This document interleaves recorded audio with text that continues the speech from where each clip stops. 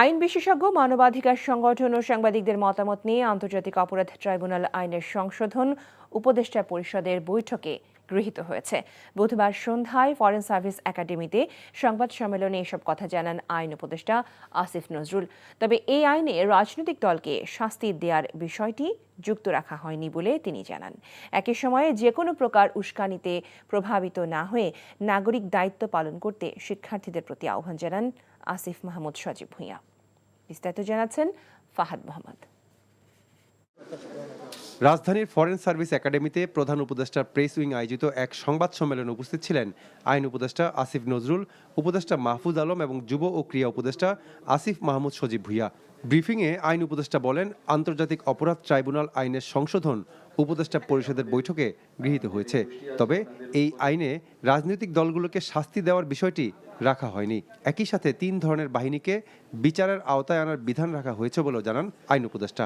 আমরা এই বিচারকে অন্য কোনো বিষয়ের সাথে সম্পর্কিত করতে চাই না। এই রাজনৈতিক দল বা কোনো সংগঠনকে নিষিদ্ধ করার প্রশ্ন আসলে এই আইনকে অযথাই প্রশ্নবিদ্ধ করার সুযোগ সৃষ্টি হবে। আমরা সেই সুযোগ দিতে চাই না। আমরা একদম ডিসেন্ট ওয়েতে, ফেয়ার ওয়েতে বিচারটা করতে চাই। এই জন্য প্রভিশনটা বাতিল করা হয়েছে। 3 ধরনের বাহিনীর কে বিচারের আওতায় আনার বিধান করা হয়েছে।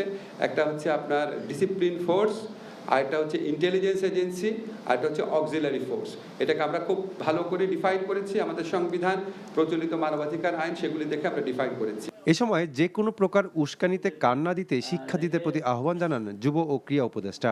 আজকেও ঢাকা কলেজ এবং সিটি কলেজের মধ্যে সংঘর্ষ হয়েছে। এখন আমরা স্পষ্ট না যে কী বিষয় নিয়ে তাদের মধ্যে সংঘর্ষ হয়েছে, এবং এই অঞ্চলটাতে আমরা প্রায় এই ধরনের ঘটনা দেখে থাকি। এক্ষেত্রে ছাত্রদের প্রতি আমাদের আহ্বান থাকবে যে কোনো প্রকার উস্কানির মধ্যে না পড়ে যেন আইন শৃঙ্খলা পরিস্থিতি বজায় রাখার ক্ষেত্রে আমাদের যেই নাগরিক দায়িত্ব সেটা আমরা পালন করি। আর শিক্ষার্থীদের যেসব দাবি দেওয়া থাকবে তা আলোচনার মধ্য দিয়ে সমাধানের কথা বলেন উপদেষ্টা মাহফুজ আলম। উস্কানি অথবা এক ধরনের যে নেগেটিভ এনার্জি আছে ওগুলো না করে বরং আপনারা সরকারের সাথে প্রপার চ্যানেলে আসেন, কথা বলেন, এবং সরকার আপনাদেরকে শুনতে ইচ্ছুক এবং আপনারা সমাধানের দিকে এগিয়ে যান। এই ক্ষেত্রে শিক্ষার্থীদেরও দায়িত্বশীলতার পরিচয় দিতে হবে বলে মনে করেন মাহফুজ আলম। Fahad Mohammad, NTV news, Dhaka. বড়পুকুরিয়া কয়লা খনি দুর্নীতি মামলায় বিএনপি চেয়ারপারসন বেগম খালেদা জিয়া সহ 10 আসামির বিরুদ্ধে অভিযোগ গঠনের শুনানির জন্য আগামী 27 নভেম্বর দিন ধার্য করেছে আদালত। ঢাকার বিশেষ জজ আদালতের বিচারক মোহাম্মদ আবু তাহির এই দিন ধার্য করেন। বুধবার বিএনপি চেয়ারপারসন বেগম খালেদা জিয়ার আইনজীবী তার পক্ষে হাজিরা দেন। ঢাকার বিশেষ জজ আদালতে খালেদা জিয়া, খন্দকার মোশাররফ হোসেন ও আলতাফ হোসেন চৌধুরীর পক্ষে অব্যাহতি চেয়ে শুনানি করেন তাদের আইনজীবী। এদিন শুনানি শেষ না হওয়ায় আগামী 27 নভেম্বর অভিযোগ গঠন শুনানির জন্য নতুন দিন ধার্য করেন বিচারক। পুলিশের মহাপরিদর্শক হিসেবে বাহারুল আলমকে নিয়োগ দিয়েছে সরকার, আর এই দায়িত্বে থাকা মোহাম্মদ মঈনুল ইসলামকে পুলিশ সদর দফতরে সংযুক্ত করা হয়েছে। বুধবার বিকেলে স্বরাষ্ট্র মন্ত্রণালয়ের জননিরাপত্তা বিভাগের পুলিশ 1 শাখার উপসচিব মোহাম্মদ মাহবুবুর রহমান শেখের সই করা প্রজ্ঞাপনে এ তথ্য জানানো হয়। একই প্রজ্ঞাপনে ঢাকা মহানগর পুলিশের নতুন কমিশনার হিসেবে নিয়োগ দেওয়া হয়েছে শেখ সাজ্জাদ আলীকে। সেই সঙ্গে দায়িত্বে থাকা মোহাম্মদ মাইনুল হাসানকে পুলিশ সদর দফতরে সংযুক্ত করা হয়েছে।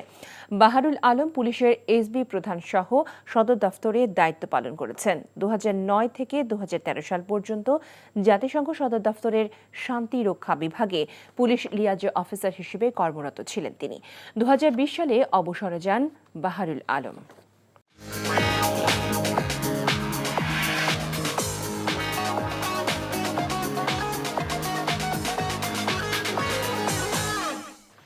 নগদ নিবেদিত অর্থনীতির খবর।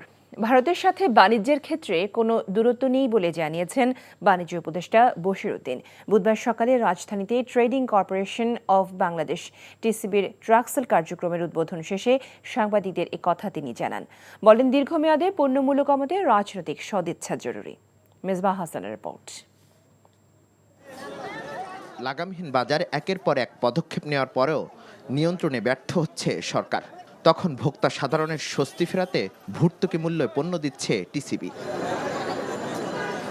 মূল্যস্ফীতির চাপে থাকা সাধারণ মানুষের কাছে পণ্য পৌঁছাতে দীর্ঘমেয়াদী চলা এই কার্যক্রমে 2 কেজি তেল, 5 কেজি চাল, মসুরের ডালের সাথে এবার যুক্ত হলো 3 কেজি আলু।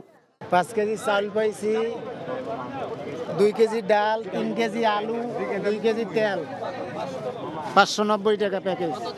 কম দামে পণ্য পেয়ে কিছুটা তৃপ্তি পেলেও দীর্ঘমেয়াদে সমাধান চান ভোক্তারা। 2 টাকা আমরা তো অর্থ কমে পাইতাছি, এই কারণে আমরা উড়াইতে পারি। বাজার কমলে তো ভালোই। এখানে অনেক কম, আলু 40, আপনি তেল 110, ডাইল 70 না 60। এই জন্য এখানে আসছি। তবে ঊর্ধ্বমুখী বাজারে লাগাম টানতেই বেশ কিছু পণ্যের আমদানি শুল্ক কমানো হয়েছে বলে জানান বাণিজ্য উপদেষ্টা। আমার কর্মকাণ্ড রাজনৈতিক না, আমার কর্মকাণ্ড হচ্ছে পরিপূর্ণভাবে বাণিজ্যিক। সো আমার কাছে Bharat, Pakistan, China is no issue. আমি সবাইকে সংযুক্ত করতে চাই। যেমন আপনারা সিন্ডিকেট বলছেন, আমরা যদি এখন দেশ হিসেবেও সিন্ডিকেটেড হয়ে যাই তাহলে তো সমস্যা। আমাদেরকে উদার ব্যবস্থা নিতে হবে এবং উদার ব্যবস্থার মধ্যে চাহিদা যোগানের একটা ভারসাম্য রক্ষা করতে হবে। উপদেষ্টা আরও জানান বাজারে পণ্যের সরবরাহ বাড়াতে কাজ করছে সরকার। Misbah Hasan, NTV news, Dhaka. সশস্ত্র বাহিনী দিবস আজ। এ উপলক্ষে শিখা অনির্বাণে পুষ্পস্তবক অর্পণ করে মুক্তিযুদ্ধের শহীদদের প্রতি শ্রদ্ধা নিবেদন করেছেন রাষ্ট্রপতি মোহাম্মদ শাহাবুদ্দিন এবং প্রধান উপদেষ্টা অধ্যাপক ডক্টর মোহাম্মদ ইউনূস এবং 3 বাহিনী প্রধান। সকালে ঢাকা সেনানিবাসে শিখা অনির্বাণে বেদিতে মুক্তিযুদ্ধের শহীদদের প্রতি শ্রদ্ধা জানান রাষ্ট্রপতি মোহাম্মদ শাহাবুদ্দিন। সেখানে কিছুক্ষণ নীরবে দাঁড়িয়ে থাকেন তিনি। এ সময় তার সাথে ছিলেন 3 বাহিনী প্রধানগণ সহ সশস্ত্র বাহিনীর সদস্যরা। পরে রাষ্ট্রপতি শিখা অনির্বাণ চত্বরে রাখা পরিদর্শন বইয়ে সই করেন। এরপর শিখা অনির্বাণে ফুল দিয়ে শহীদ সেনাদের প্রতি শ্রদ্ধা নিবেদন করেন প্রধান উপদেষ্টা অধ্যাপক ডক্টর মোহাম্মদ ইউনূস। এ সময় তাকে গার্ড অফ অনার প্রদান করে 3 বাহিনীর চৌকস একটি দল। 3 বাহিনী প্রধানগণ সহ সশস্ত্র বাহিনীর সদস্যরাও এ সময় তার সাথে ছিলেন। পরে প্রধান উপদেষ্টা পরিদর্শন বইয়ে সই করেন।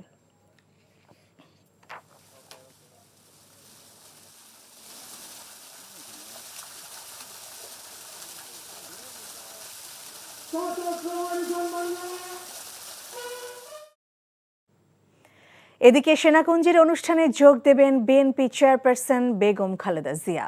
এর মাধ্যমে 6 বছরের বেশি সময় পর জনসম্মুখে কোনো অনুষ্ঠানে যাচ্ছেন সাবেক এই প্রধানমন্ত্রী। বিএনপি চেয়ারপারসনের মিডিয়া সেল সূত্র জানায়, প্রধান উপদেষ্টা কার্যালয়ের সশস্ত্র বাহিনী বিভাগ থেকে 21শে নভেম্বর সশস্ত্র বাহিনী দিবস উপলক্ষে দেয়া আমন্ত্রণে বিকেল 3টায় বিএনপি চেয়ারপারসন সেনাকুঞ্জের অনুষ্ঠানে অংশ নেবেন। সশস্ত্র বাহিনী দিবস উপলক্ষে বেগম খালেদা জিয়া ও তারেক রহমান সহ বিএনপির 26 নেতাকে আমন্ত্রণ জানানো হয়েছে। বিচারিক শুদ্ধতার জন্য আন্তর্জাতিক অপরাধ ট্রাইব্যুনালে অন্তর্বর্তীকালীন আদেশের বিরুদ্ধে আপিলের বিধান রাখা হয়েছে বলে জানিয়েছেন আইন উপদেষ্টা ডক্টর আসিফ নজরুল। আপিলের বিধান রাখা হলেও তা খুব সীমাবদ্ধ ক্ষেত্রে বলে জানান তিনি। সকালে আন্তর্জাতিক অপরাধ ট্রাইব্যুনালে ভবন পরিদর্শন শেষে কথা বলেন আইন উপদেষ্টা। জানান, খসড়ায় সংগঠন বা রাজনৈতিক দলের বিরুদ্ধে শাস্তিমূলক ব্যবস্থা নেওয়ার সুপারিশের যে বিধান রাখার প্রস্তাব করা হয়েছিল তা বাদ দিয়েছে উপদেষ্টা পরিষদ। তবে আরও কিছু সংশোধনী এনে খসড়াটি অনুমোদন দেওয়া হয়েছে বলেও জানান তিনি।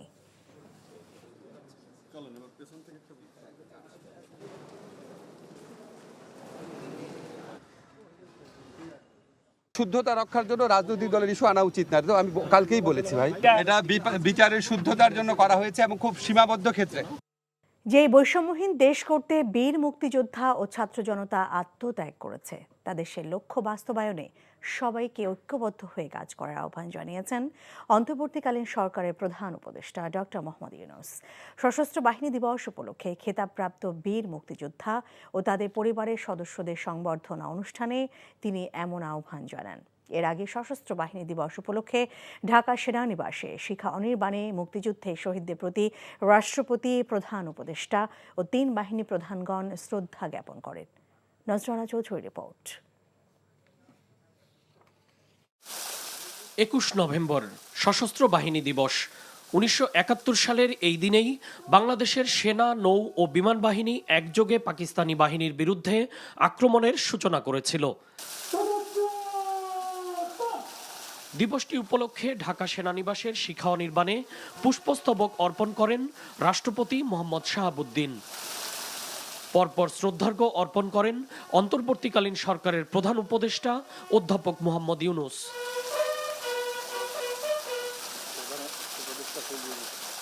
তিন বাহিনীর পক্ষ থেকে সেনা, নৌ ও বিমান বাহিনী প্রধানগণ 71-এ শহীদ সশস্ত্র বাহিনীর বীর সদস্যদের প্রতি শ্রদ্ধা জানান। খেতাবপ্রাপ্ত বীর মুক্তিযোদ্ধা ও তাদের পরিবারের সদস্যদের জন্য সশস্ত্র বাহিনী বিভাগের পক্ষ থেকে আয়োজিত সংবর্ধনা অনুষ্ঠানে যোগ দেন প্রধান উপদেষ্টা। বীর মুক্তিযোদ্ধা ও তার পরিবারের সদস্যদের হাতে তিনি শুভেচ্ছা উপহার তুলে দেন। এ সময় প্রধান উপদেষ্টা বলেন, একটি বৈষম্যহীন উন্নত সমৃদ্ধ বাংলাদেশ গড়তে সবাইকে একযোগে কাজ করতে হবে। নতুন বাংলাদেশ গড়ার যে সুযোগ ছাত্র জনতার সাহস ও আত্মত্যাগের বিনিময়ে আমরা সম্প্রতি অর্জন করলাম, সেটাকে কাজে লাগিয়ে আমাদের সুন্দর ও সমৃদ্ধশালী ভবিষ্যৎ গড়তে হবে। এই নতুন দেশে আমাদের দায়িত্ব সকল মানুষকে একটি বৃহত্তর পরিবারের বন্ধনে আবদ্ধ করা। পরিবারে মতভেদ থাকবে, বাকবিতণ্ডা হবে, আমরা কেউ কারো শত্রু হব না, কাউকে তার মতের জন্য শত্রু মনে করব না, কাউকে ধর্মের কারণে শত্রু মনে করব না, আমরা সবাই সমান। সশস্ত্র বাহিনী দিবস উপলক্ষে সকল বীর মুক্তিযোদ্ধাদের শুভেচ্ছা জানান প্রধান উপদেষ্টা। দেশের বিভিন্ন প্রান্তে বীর মুক্তিযোদ্ধাদের সুযোগ সুবিধা নিশ্চিত করার জন্য সশস্ত্র বাহিনী বিভাগকে ধন্যবাদ জানান তিনি। মুক্তিযোদ্ধাদের বিদ্যমান সকল সুযোগ সুবিধা চলমান আছে বলেও উল্লেখ করেন ডক্টর ইউনূস। আমরা সকল রাষ্ট্রের সঙ্গে বন্ধুত্ব বজায় রাখব। আমাদের পররাষ্ট্রনীতির ভিত্তি হবে পারস্পরিক সম্মান, আস্থা, বিশ্বাস ও সহযোগিতা। বীর মুক্তিযোদ্ধা, শহীদ, আহত এবং জীবিত ছাত্র জনতার কাছে আমরা প্রতিজ্ঞাবদ্ধ থাকতে চাই।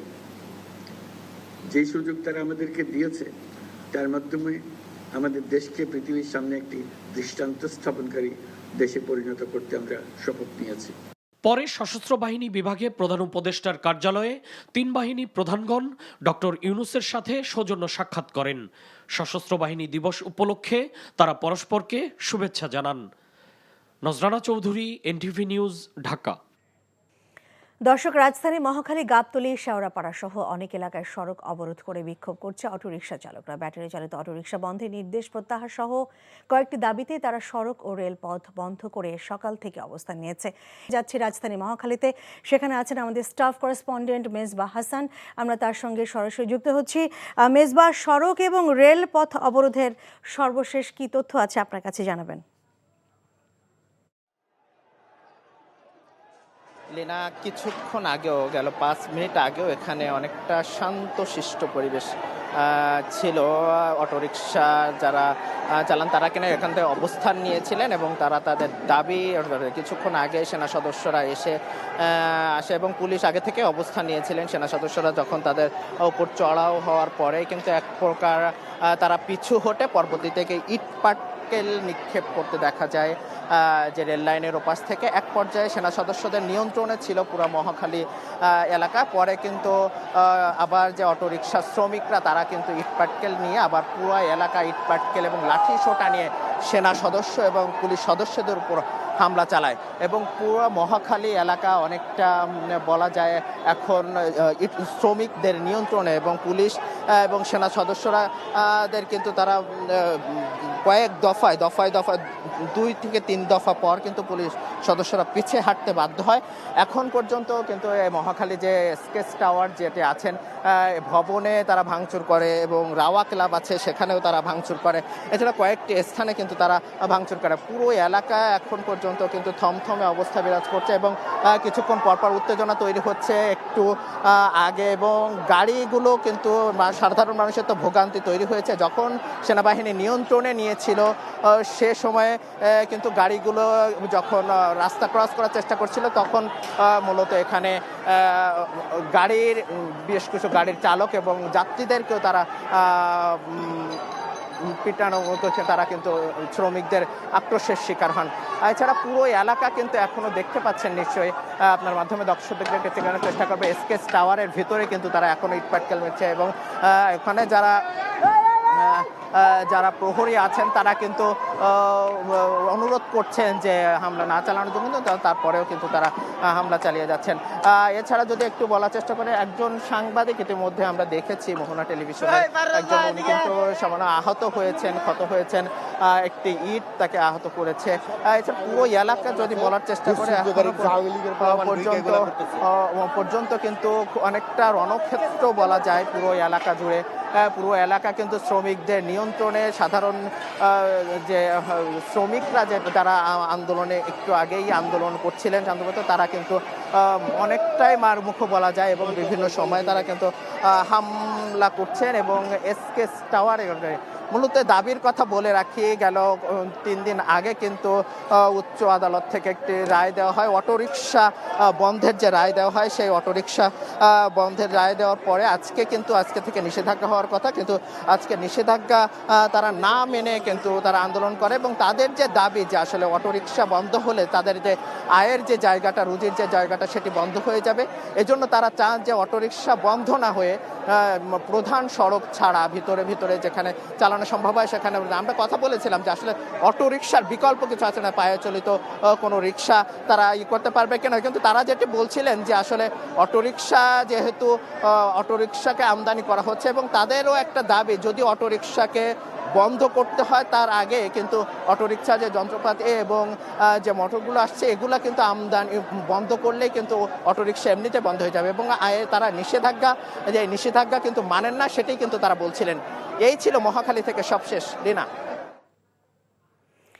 জানছিলাম মহাখালী থেকে অটোরিকশা চালকদের অবরোধের সর্বশেষ খবর। শেওড়াপাড়ায় আমাদের স্টাফ করেসপন্ডেন্ট কায়কোবাদ মাহমুদের কাছে আমরা সরাসরি যুক্ত হচ্ছি তার সঙ্গে। কায়কোবাদ, যেহেতু বিক্ষোভ চলছে অটোরিকশা ব্যাটারি চালিত চালকদের, সেই বিক্ষোভের ফলে আসলে যানজটের অবস্থা আপনি কেমন দেখছেন সেই বিষয়ে জানতে চাই।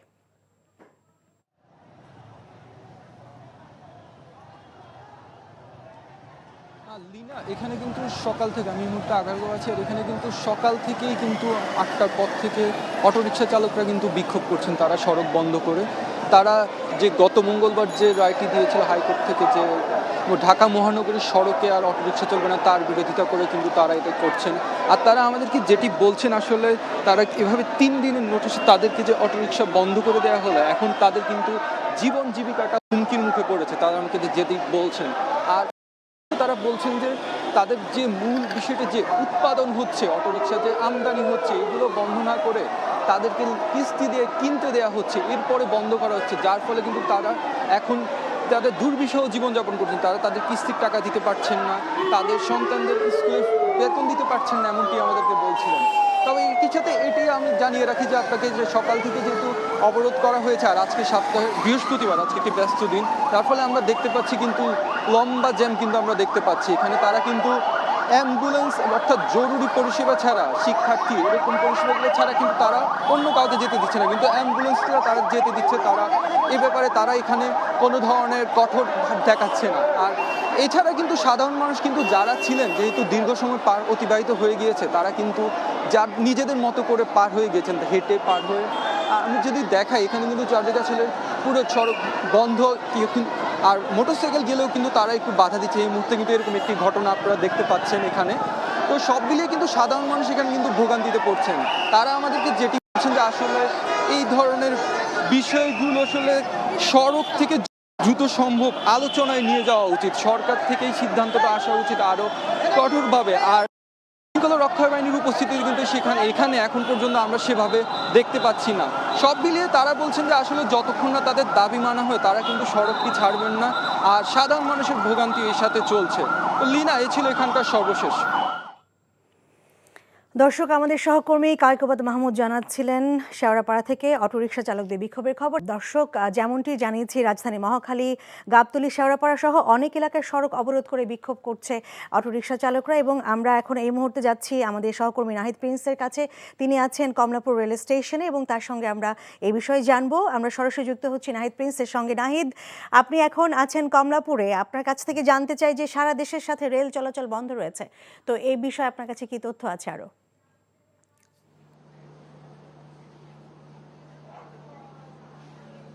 সকাল 10টার আগে কিন্তু ট্রেন চলাচল স্বাভাবিক ছিল। যখন অটোরিকশা চালকরা আন্দোলন শুরু করে, এরপর কিন্তু সেই ট্রেন চলাচল বন্ধ হয়ে যায়।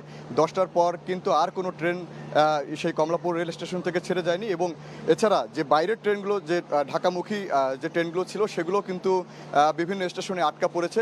বাইরে সেই যে বিক্ষোভ চলছে অটোরিকশা চালকদের, সেই জন্য কিন্তু সেই ভোগান্তি, সেটি বলছিলেন কমলাপুরের কর্তৃপক্ষরা। তারা বলছেন যে যাত্রী নিরাপত্তার স্বার্থের জন্যই মূলত তারা আপাতত ট্রেন চলাচল বন্ধ রেখেছে, তবে সেটি সাময়িক বন্ধ, খুব শীঘ্রই পরিস্থিতি স্বাভাবিক হলে সেটি খুলে দেওয়া হবে।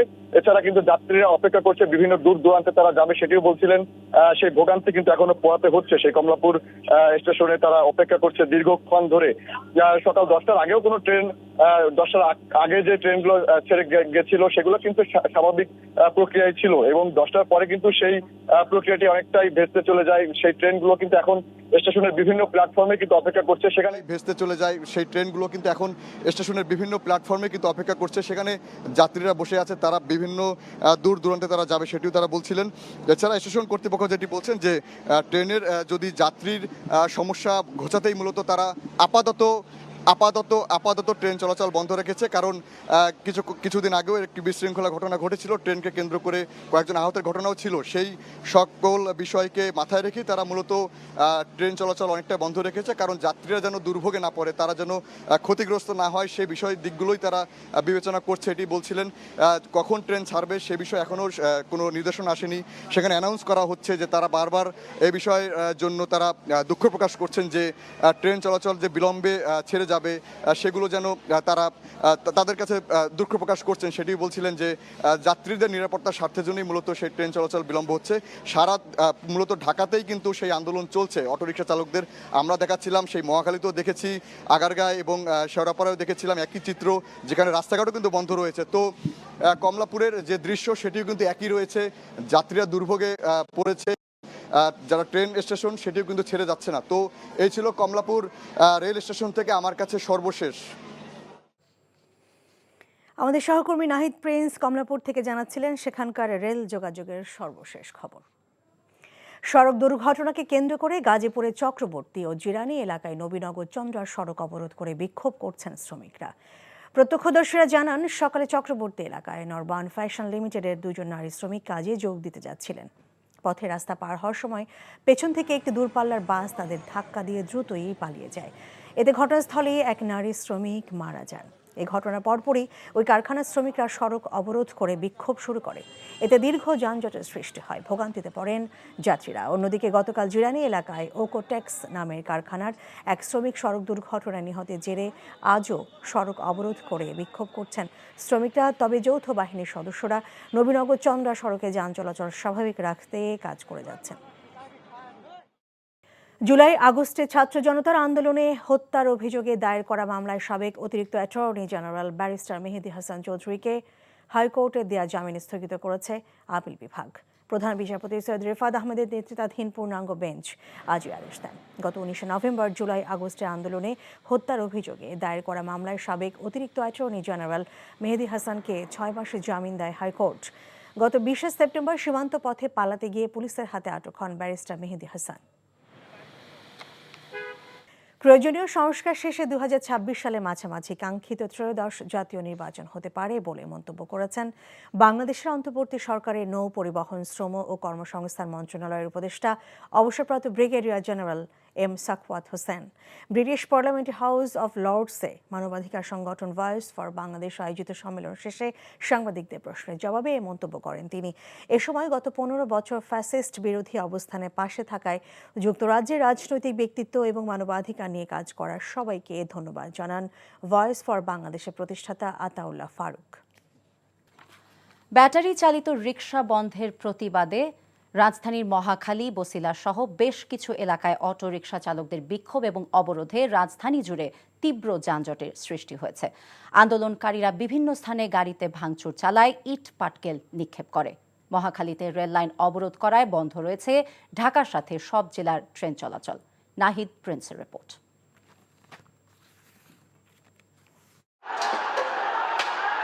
মহাখালী এলাকায় সড়কে যানবাহন চলাচল বন্ধ করতে এভাবেই ইট পাটকেল নিক্ষেপ করে আন্দোলনকারীরা।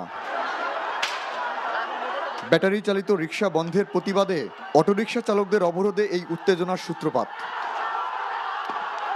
মহাখালী রেল লাইনে অটোরিকশা রেখে ট্রেন চলাচলে অবরোধ সৃষ্টি করে কয়েক হাজার অটোরিকশা চালক। এতে বন্ধ হয়ে যায় সব ধরনের ট্রেন চলাচল।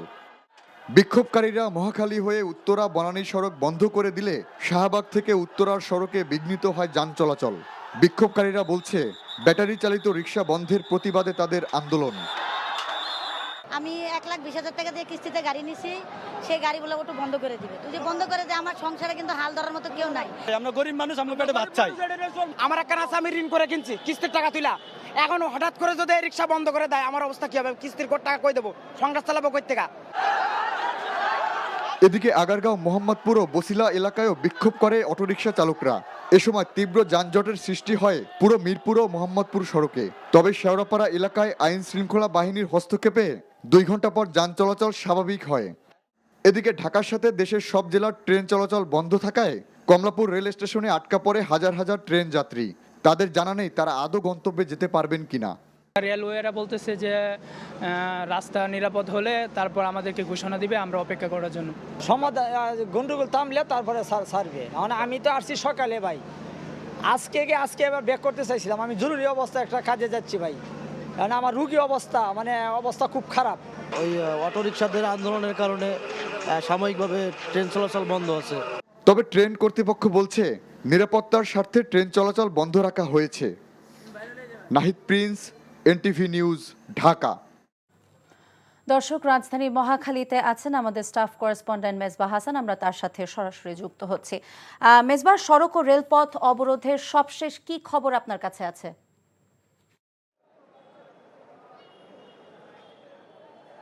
এখন পর্যন্ত মহাখালীর অবস্থা বলার চেষ্টা করছি, যদি 12:30 পর্যন্ত কিন্তু ধাওয়া পাল্টা ধাওয়া, এক পর্যায়ে কিন্তু এখন কিছুটা থমথমে আবার কিছুটা উত্তেজিত পরিস্থিতি। সেনাবাহিনী পুলিশ মিলে কিন্তু শ্রমিকদের যে আন্দোলন চলছিল সেটি কিন্তু নিয়ন্ত্রণের চেষ্টা করছে। শ্রমিকদের সাথে দফায় দফায় কিন্তু তারা কথা বলছে, কিন্তু কোনোভাবেই কিন্তু তাদেরকে রাজপথ থেকে কিন্তু সরানো যাচ্ছে না।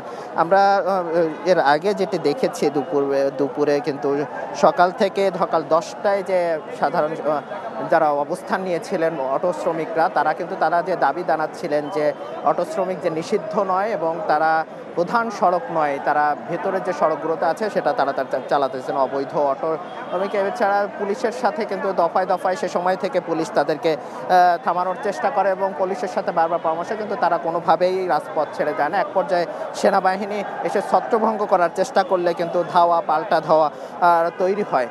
এক পর্যায়ে পরিস্থিতি এখন অনেকটা নিয়ন্ত্রণে, তাও সেনাবাহিনীর সাথে এখনও পুলিশের সাথে কখনো কখনো কিছু কিছু উত্তেজনা তৈরি হচ্ছে। আবার মুহূর্তে কিন্তু সেটা তারা যেটি দাবি করছিলেন গেল 2 দিন আগে যে উচ্চ আদালত থেকে যে রায় দিয়েছে অটোরিকশা নিষিদ্ধের ব্যাপারে, অবৈধ অটোরিকশা নিষিদ্ধের ব্যাপারে, সেই রায়কে তারা মানেন না এবং তারা এই যে রায়কে তারা বলছেন যে তারা যে শ্রমিক তাদেরকে আসলে জীবিকাটা কিভাবে নির্বাহ করবেন সেই যাবে। অনেকেই তারা বলছিলেন যে অনেকে ঋণগ্রস্ত হয়ে কিন্তু অনেকেই এই অটোরিকশাটা কিনেছেন, সেক্ষেত্রে তাদেরকে যে অটোরিকশাটা কিনেছেন সেটির মাধ্যমে কিন্তু তারা জীবিকা উপার্জন করেন, সেই দাবি কিন্তু তারা করছিলেন এর মধ্যে। এবং সেনাবাহিনী এসে কিন্তু তাদেরকে ছত্রভঙ্গ করার চেষ্টা করে, কিন্তু এক পর্যায়ে কিন্তু তারাও ধাওয়া পাল্টা ধাওয়া বেশ কিছুক্ষণ পরে কিন্তু এটি পরিস্থিতির নিয়ন্ত্রণে আনে। এবং সব কিছু মিলে শ্রমিকদের যে অবস্থান এখন পর্যন্ত কিন্তু অবস্থান চলছে, তারা কিন্তু সেনাবাহিনী কিন্তু তাদেরকে বিভিন্নভাবে নিয়ন্ত্রণের চেষ্টা করছে, তাদের যে দাবিগুলো দিয়েছে তারা কিন্তু মেনে নেওয়ার চেষ্টা করছে, কিন্তু তারা ঘোষণা ছাড়া, আসলে অফিসিয়ালি কোনো ঘোষণা ছাড়া তারা এখানে মাঠে থেকে সরতে চান না বলে তারা আমাদেরকে জানিয়েছেন। এবং তাদের যেটা দাবি, তারা বলছিলেন যে অটো রিক্সা, তারা পায়ে চালিত রিক্সায় ফিরতে চান, কিন্তু সেক্ষেত্রে যে অটো রিক্সা যেটি চলছে অবৈধভাবে যে আমদানি হচ্ছে, সেই আমদানি কেন নিষিদ্ধ হবে না সেটি নিয়েও প্রশ্ন তুলেছেন তারা। এই ছিল মহাখালী থেকে সবশেষ। আমরা মহাখালী এলাকা থেকে জানছিলাম অটোরিকশা চালকদের অবরোধের খবর। যেই বৈষম্যহীন দেশ করতে বীর মুক্তিযোদ্ধা এবং ছাত্র জনতা আত্মত্যাগ করেছে, তাদের সেই লক্ষ্য বাস্তবায়নে সবাইকে ঐক্যবদ্ধ হয়ে কাজ করার আহ্বান জানিয়েছেন অন্তর্বর্তীকালীন সরকারের প্রধান উপদেষ্টা ডক্টর মোহাম্মদ ইউনূস। সশস্ত্র বাহিনী দিবস উপলক্ষে খেতাবপ্রাপ্ত বীর মুক্তিযোদ্ধা এবং তাদের পরিবারের সদস্যদের সংবর্ধনা অনুষ্ঠানে তিনি এমন আহ্বান জানান। এর আগে শিখা অনির্বাণে মুক্তিযুদ্ধে শহীদদের প্রতি রাষ্ট্রপতি, প্রধান উপদেষ্টা এবং 3 বাহিনী প্রধানগণ শ্রদ্ধা জ্ঞাপন করেন। নজরানা চৌধুরীর রিপোর্ট। 21 নভেম্বর সশস্ত্র বাহিনী দিবস। 1971 সালের এই দিনেই বাংলাদেশের সেনা, নৌ ও বিমান বাহিনী একযোগে পাকিস্তানি বাহিনীর বিরুদ্ধে আক্রমণের সূচনা করেছিল। দিবসটি উপলক্ষে ঢাকা সেনানিবাসের শিখা অনির্বাণে পুষ্পস্তবক অর্পণ করেন রাষ্ট্রপতি মোহাম্মদ শাহাবুদ্দিন। পরপর শ্রদ্ধার্ঘ্য অর্পণ করেন অন্তর্বর্তীকালীন সরকারের প্রধান উপদেষ্টা অধ্যাপক মোহাম্মদ ইউনূস।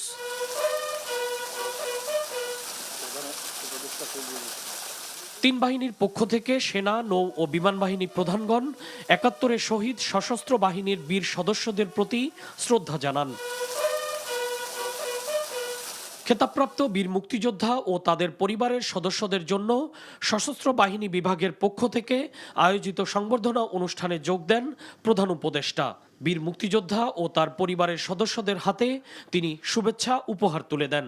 এ সময় প্রধান উপদেষ্টা বলেন, একটি বৈষম্যহীন উন্নত সমৃদ্ধ বাংলাদেশ গড়তে সবাইকে একযোগে কাজ করতে হবে। নতুন বাংলাদেশ গড়ার যে সুযোগ ছাত্র জনতার সাহস ও আত্মত্যাগের বিনিময়ে আমরা সম্প্রতি অর্জন করলাম, সেটাকে কাজে লাগিয়ে আমাদের সুন্দর ও সমৃদ্ধশালী ভবিষ্যৎ গড়তে হবে। এই নতুন দেশে আমাদের দায়িত্ব সকল মানুষকে একটি বৃহত্তর পরিবারের বন্ধনে আবদ্ধ করা। পরিবারে মতভেদ থাকবে, বাকবিতণ্ডা হবে, আমরা কেউ কারো শত্রু হব না, কাউকে তার মতের জন্য শত্রু মনে করব না, কাউকে ধর্মের কারণে শত্রু মনে করব না, আমরা সবাই সমান। সশস্ত্র বাহিনী দিবস উপলক্ষে সকল বীর মুক্তিযোদ্ধাদের শুভেচ্ছা জানান প্রধান উপদেষ্টা। দেশের বিভিন্ন প্রান্তে বীর মুক্তিযোদ্ধাদের সুযোগ সুবিধা নিশ্চিত করার জন্য সশস্ত্র বাহিনী বিভাগকে ধন্যবাদ জানান তিনি। মুক্তিযোদ্ধাদের বিদ্যমান সকল সুযোগ সুবিধা চলমান আছে বলেও উল্লেখ করেন ডক্টর ইউনূস। আমরা সকল রাষ্ট্রের সঙ্গে বন্ধুত্ব বজায় রাখব। আমাদের পররাষ্ট্রনীতির ভিত্তি হবে পারস্পরিক সম্মান, আস্থা, বিশ্বাস ও সহযোগিতা। বীর মুক্তিযোদ্ধা, শহীদ, আহত এবং জীবিত ছাত্র জনতার কাছে আমরা প্রতিজ্ঞাবদ্ধ থাকতে চাই। যে সুযোগ তারা আমাদেরকে দিয়েছে, তার মাধ্যমে আমাদের দেশকে পৃথিবীর সামনে একটি দৃষ্টান্ত স্থাপনকারী দেশে পরিণত করতে আমরা শপথ নিয়েছি।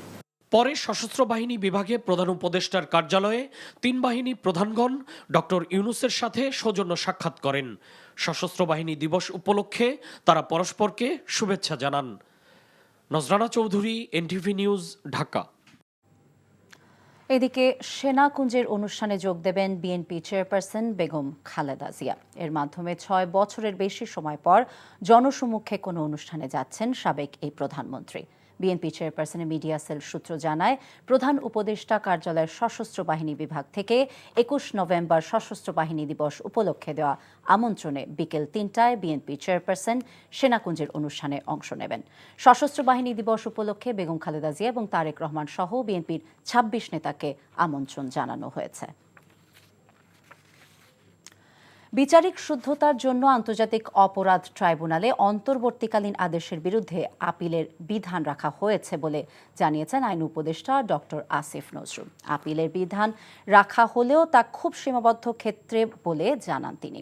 সকালে আন্তর্জাতিক অপরাধ ট্রাইব্যুনালের ভবন পরিদর্শন শেষে কথা বলেন আইন উপদেষ্টা। জানান, খসড়ায় সংগঠন বা রাজনৈতিক দলের বিরুদ্ধে শাস্তিমূলক ব্যবস্থা নেওয়ার সুপারিশের যে বিধান রাখার প্রস্তাব করা হয়েছিল তা বাদ দিয়েছে উপদেষ্টা পরিষদ। তবে আরও কিছু সংশোধনী এনে খসড়াটি অনুমোদন দেওয়া হয়েছে বলেও জানান তিনি। শুদ্ধতা রক্ষার জন্য রাজনৈতিক দলের ইস্যু আনা উচিত না, তো আমি কালকেই বলেছি ভাই। আপিলের অনুমতি রাখা হয়েছে অন্তর্বর্তীকালীন আদেশের বিরুদ্ধে, এটা বিচার বিলম্বিত করা শামিল কিনা অনেকেই মনে করছেন এটা কোনো চক্রান্ত, মানে জুলাই আগস্টের বিপ্লবের সাথে এটা বিচারের শুদ্ধতার জন্য করা হয়েছে এবং খুব সীমাবদ্ধ ক্ষেত্রে। সার্ককে পুনরায় কার্যকরের বিষয়ে বাংলাদেশে নিযুক্ত ভুটানের রাষ্ট্রদূত রেনচেন কোয়েন সিলের সাথে আলোচনা হয়েছে বলে জানিয়েছেন বিএনপি স্থায়ী কমিটির সদস্য আমির খসরু মাহমুদ চৌধুরী। তিনি বলেন, সার্কের মাধ্যমে দক্ষিণ এশিয়ার সম্পর্ক বৃদ্ধিতে কাজ করা হবে।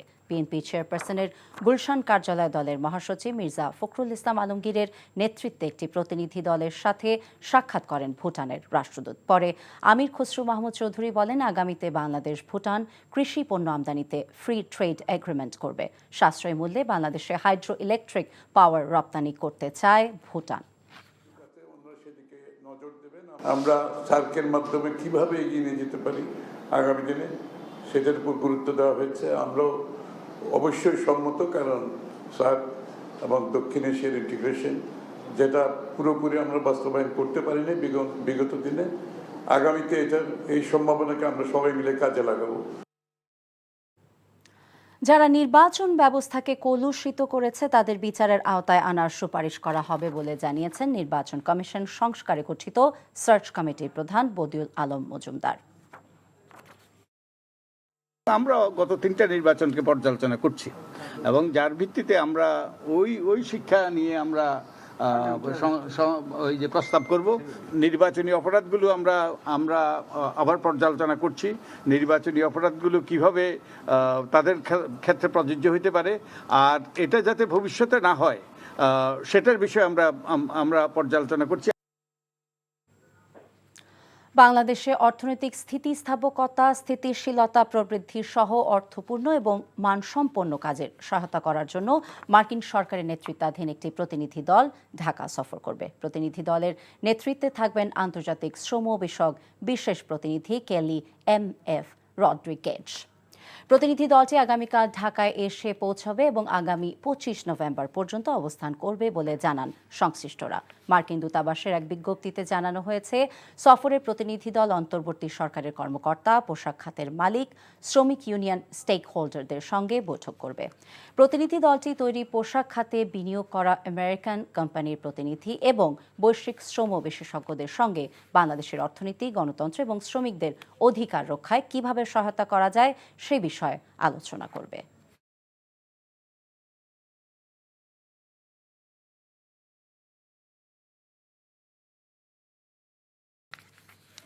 দর্শক, সশস্ত্র বাহিনী দিবস উপলক্ষে কিছুক্ষণ পর সেনাকুঞ্জে আয়োজিত অনুষ্ঠানে যোগ দেবেন বিএনপি চেয়ারপারসন বেগম খালেদা জিয়া।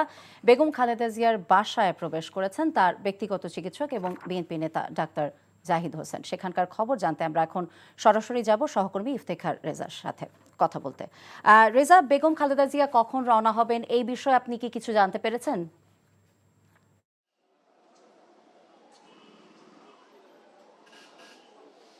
পূর্ব নির্ধারিত সময়সূচি অনুযায়ী আমরা যেটা জেনেছি যে বেগম খালেদা জিয়া মূলত 3টা থেকে 3:30টার মধ্যেই রওনা করবেন সেনা কুঞ্জের উদ্দেশ্যে এবং সেইভাবেই তিনি যাতে সময় মতো রওনা করতে পারেন সেই অনুপাতেই মূলত প্রস্তুতি গ্রহণ করা হচ্ছে। ইতিমধ্যে আমরা দেখেছি যে সেনাবাহিনীর একটি প্রতিনিধি দল এসেছে বেগম খালেদা জিয়ার বাসভবন ফিরোজায়।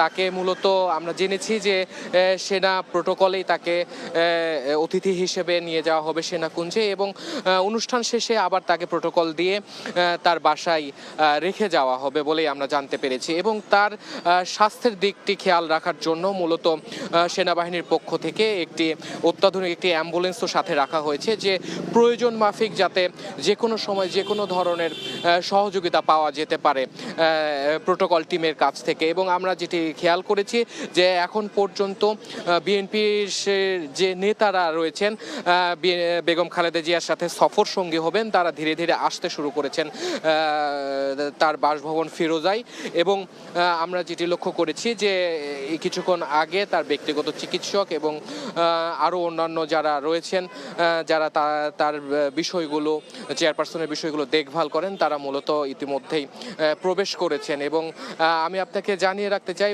প্রায় দীর্ঘ 1 দশক পর বেগম খালেদা জিয়া সশস্ত্র বাহিনীর কোনো অনুষ্ঠানে যাচ্ছেন এবং 2009 সালের পর এমন কোনো একটি অনুষ্ঠানে বা সশস্ত্র বাহিনীর যে দিবসের যে সংবর্ধনা সেই সংবর্ধনায় আমন্ত্রণ পেয়েছেন বিএনপির ভারপ্রাপ্ত চেয়ারম্যান জনাব তারেক রহমান এবং আমি আপনাকে জানিয়ে রাখতে চাই যে তার সেনাকুঞ্জে যাত্রার যে বিষয়টি সেই বিষয়টি মূলত নির্বিঘ্নে এবং খুব সহজভাবে পরিচালিত করার জন্য বা সমাপ্ত করার জন্য যত ধরনের যে প্রস্তুতি নেওয়ার যে বিষয়গুলো থাকে সেই বিষয়গুলি ইতিমধ্যে নেওয়া হয়েছে এবং যথাসময়ে বেগম খালেদা জিয়া রওনা করবেন বলে আমরা এখন পর্যন্ত জানতে পেরেছি। তো এই ছিল বেগম খালেদা জিয়ার বাসভবন ফিরোজা থেকে সর্বশেষ তথ্য। আমরা জানছিলাম গুলশান থেকে বেগম জিয়ার বাসভবনের সামনে থেকে সবশেষ খবর। অন্তর্বর্তী সরকারের প্রধান উপদেষ্টা ডক্টর মোহাম্মদ ইউনূসের 6 মামলা বাতিল করেছে হাইকোর্ট। রাজধানী কোতোয়ালি থানায় 2010 সালের একটি মানহানির মামলা এবং একই বেঞ্চ শ্রম আদালতে ডক্টর ইউনূসের বিরুদ্ধে হওয়া আরও 5টি মামলার কার্যক্রমও বাতিল করেছেন। গত 24 অক্টোবর বিচারপতি AKM আসাদুজ্জামান এবং বিচারপতি সৈয়দ এনায়েত হোসেনের হাইকোর্ট বেঞ্চ এই আদেশ দেন। প্রায় 1 মাস আগে এসব আদেশ হলেও বৃহস্পতিবার ডক্টর ইউনূসের আইনজীবী ব্যারিস্টার মোস্তাফিজুর রহমান খান বিষয়টি জানিয়েছেন। সাবেক প্রধানমন্ত্রী শেখ হাসিনার ছেলে সজীব ওয়াজেদ জয়কে অপহরণ এবং হত্যা চেষ্টার অভিযোগে দায়ের করা মামলায় সাংবাদিক শফিক রেহমানের জামিন মঞ্জুর করেছে আদালত। ঢাকা মহানগর দায়রা জজ জাকির হোসেন গালিব এই আদেশ দেন। এরপর তার বিরুদ্ধে জারি করা গ্রেফতারি পরোয়ানা প্রত্যাহার করেন আদালত। বৃহস্পতিবার আপিলের শর্ত অনুযায়ী ঢাকার চিফ মেট্রোপলিটন ম্যাজিস্ট্রেট আদালতে আত্মসমর্পণ করে জামিন পেয়েছেন সিনিয়র এই সাংবাদিক।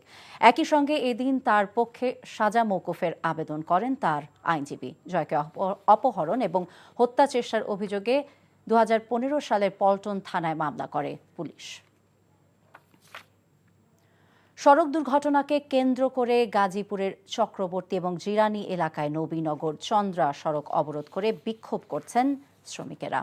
প্রত্যক্ষদর্শীরা জানান, সকালে চক্রবর্তী এলাকায় নরবান ফ্যাশন লিমিটেডের 2 জন নারী শ্রমিক কাজে যোগ দিতে যাচ্ছিল। পথের রাস্তা পার হবার সময় পেছন থেকে একটি দূরপাল্লার বাস তাদের ধাক্কা দিয়ে দ্রুত পালিয়ে যায়। এতে ঘটনাস্থলেই এক নারী শ্রমিক মারা যান। এই ঘটনার পরপরই ওই কারখানার শ্রমিকেরা সড়ক অবরোধ করে বিক্ষোভ শুরু করে।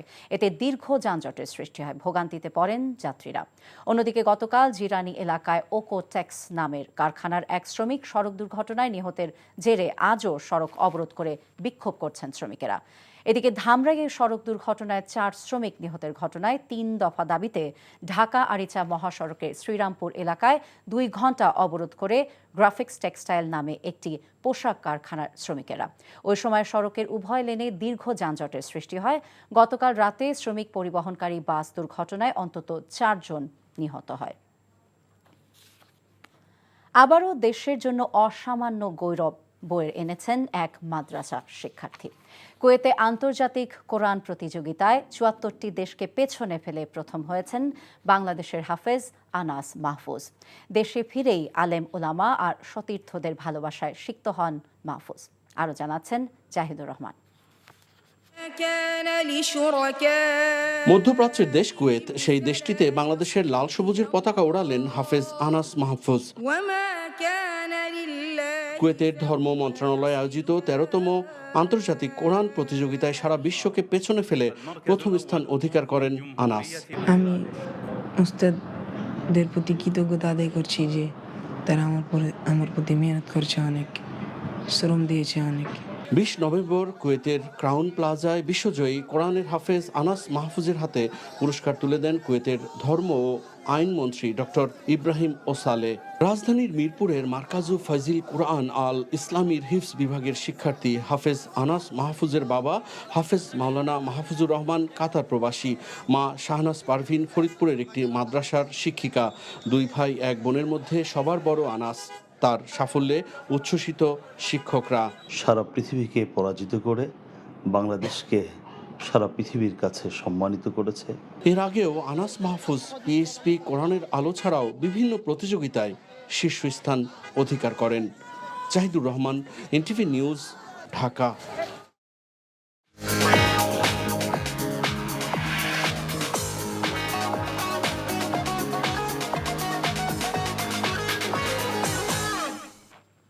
নগদ নিবেদিত অর্থনীতির খবর।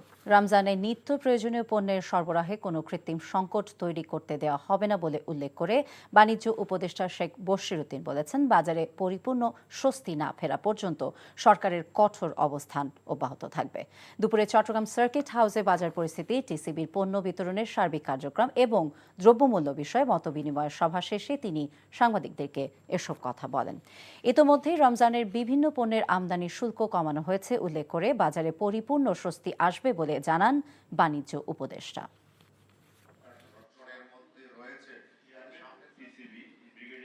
যতদিন পর্যন্ত বাজারে একটা স্বস্তিজনক অবস্থা পরিপূর্ণভাবে না চলে আসে, আন্তর্জাতিক বাজারের পরিস্থিতিকে মেনে নিয়ে আমরা এটাকে সহনশীল করার জন্য আপনারা জানেন যে সামগ্রিকভাবে জাতীয় রাজস্ব বোর্ডের সহায়তায় আমরা বিভিন্ন পণ্যের শুল্ক কর হ্রাস করেছি। প্রধান নির্বাচন কমিশনার সিইসি হিসেবে নিয়োগ পেয়েছেন অবসরপ্রাপ্ত সচিব এএমএম নাসির উদ্দিন।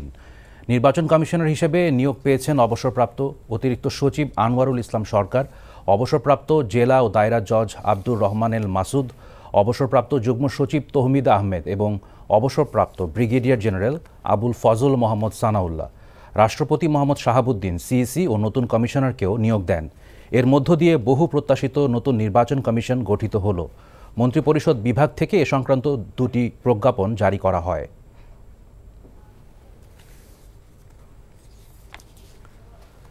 জুলাই অগাস্টে ছাত্র জনতার আত্মত্যাগ জাতি শ্রদ্ধা ভরে স্মরণ করবে বলে জানিয়েছেন অন্তর্বর্তীকালীন সরকারের প্রধান উপদেষ্টা ডক্টর মোহাম্মদ ইউনূস। বিকেলে সশস্ত্র বাহিনী দিবস উপলক্ষে সেনাকুঞ্জে আয়োজিত সংবর্ধনা অনুষ্ঠানে অংশ নিয়ে তিনি কথা বলেন। দীর্ঘ 14 বছর পরে সশস্ত্র বাহিনী দিবসের অনুষ্ঠানে অংশ নেন বিএনপি চেয়ারপারসন ও সাবেক প্রধানমন্ত্রী বেগম খালেদা জিয়া। এর আগে সর্বশেষ 2012 সালে সেনাকুঞ্জে সংবর্ধনা অনুষ্ঠানে যোগ দিয়েছিলেন তিনি। শারীরিক অসুস্থতা থাকা সত্ত্বেও সশস্ত্র বাহিনী দিবসে বেগম খালেদা জিয়া অংশগ্রহণ করায় তাকে ধন্যবাদ জানান ডক্টর ইউনূস। বক্তব্যে ডক্টর ইউনূস বলেন, দেশের সব ক্রান্তি লগ্নে সশস্ত্র বাহিনী সব সময় গুরুত্বপূর্ণ ভূমিকা পালন করেছে। পরে আমন্ত্রিত অতিথিদের সাথে শুভেচ্ছা বিনিময় করেন প্রধান উপদেষ্টা ডক্টর ইউনূস। পরে বিএনপি চেয়ারপারসন বেগম খালেদা জিয়ার সাথে শুভেচ্ছা বিনিময় এবং বেশ কিছুক্ষণ আলাপচারিতা করেন প্রধান উপদেষ্টা ডক্টর ইউনূস। সাম্প্রতিক বৈষম্য বিরোধী ছাত্র আন্দোলনে এবং পরবর্তী সময়ে দেশের ক্রান্তি লগ্নে সশস্ত্র বাহিনী বরাবরের ন্যায় মানুষের পাশে এসে দাঁড়িয়েছে।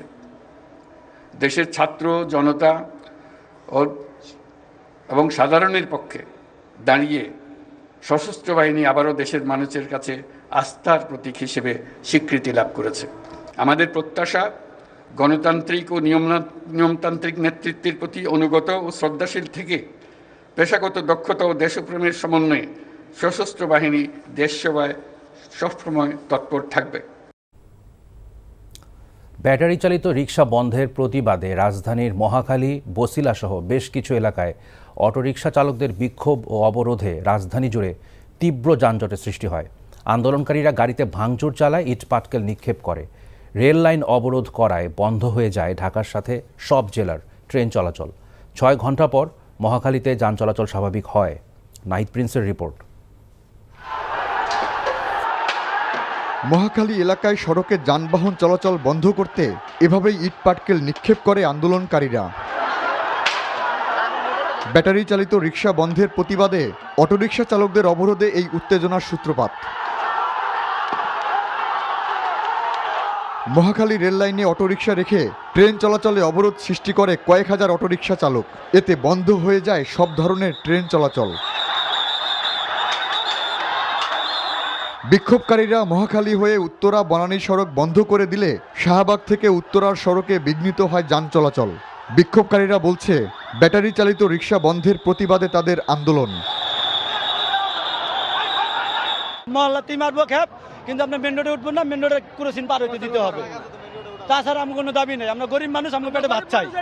আমি 1,20,000 টাকা দিয়ে কিস্তিতে গাড়ি নিছি, সেই গাড়িগুলো একটু বন্ধ করে দিবে। তুই যে বন্ধ করে দে, আমার সংসারে কিন্তু হাল ধরার মতো কেউ নাই। আমার একটা নাচ আমি ঋণ করে কিনছি, কিস্তির টাকা তুলা। এখন হঠাৎ করে যদি রিক্সা বন্ধ করে দেয়, আমার অবস্থা কি হবে? কিস্তির টাকা কই দেবো? সংসার চালাবো কই থেকে? এদিকে আগারগাঁও, মোহাম্মদপুর ও বছিলা এলাকায়ও বিক্ষোভ করে অটোরিকশা চালকরা। এ সময় তীব্র যানজটের সৃষ্টি হয় পুরো মিরপুর ও মোহাম্মদপুর সড়কে। তবে শেওড়াপাড়া এলাকায় আইন শৃঙ্খলা বাহিনীর হস্তক্ষেপে 2 ঘন্টা পর যান চলাচল স্বাভাবিক হয়। এদিকে ঢাকার সাথে দেশের সব জেলার ট্রেন চলাচল বন্ধ থাকায় কমলাপুর রেল স্টেশনে আটকা পড়ে হাজার হাজার ট্রেন যাত্রী। তাদের জানা নেই তারা আদৌ গন্তব্যে যেতে পারবেন কিনা। ওই অটোরিকশাদের আন্দোলনের কারণে সাময়িকভাবে ট্রেন চলাচল বন্ধ আছে। রেলওয়েরা বলতেছে যে রাস্তা নিরাপদ হলে তারপর আমাদেরকে ঘোষণা দিবে, আমরা অপেক্ষা করার জন্য। গন্ডগোল থামলে তারপরে ছাড়বে। আমি তো আসছি সকালে ভাই, আজকে এবার ব্যাক করতে চাইছিলাম। আমি জরুরি অবস্থা একটা কাজে যাচ্ছি ভাই। তবে ট্রেন কর্তৃপক্ষ বলছে নিরাপত্তার স্বার্থে ট্রেন চলাচল বন্ধ রাখা হয়েছে।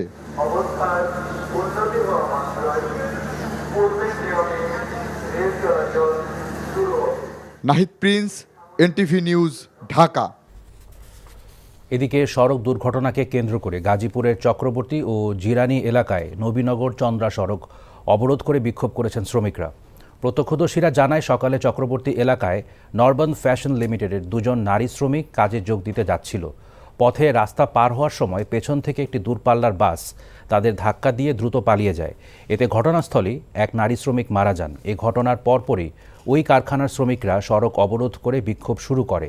এতে দীর্ঘ যানজটের সৃষ্টি হয়, ভোগান্তিতে পড়েন যাত্রীরা। অন্যদিকে গতকাল জিরানি এলাকায় ওকোটেক্স নামের কারখানার এক শ্রমিক সড়ক দুর্ঘটনায় নিহতের জেরে আজও সড়ক অবরোধ করে বিক্ষোভ করেছেন শ্রমিকরা। এদিকে ধামরাইয়ের সড়ক দুর্ঘটনায় 4 শ্রমিক নিহতের ঘটনায় 3 দফা দাবিতে ঢাকা আরিচা মহাসড়কের শ্রীরামপুর এলাকায় 2 ঘণ্টা অবরোধ করে গ্রাফিক্স টেক্সটাইল নামে একটি পোশাক কারখানার শ্রমিকরা।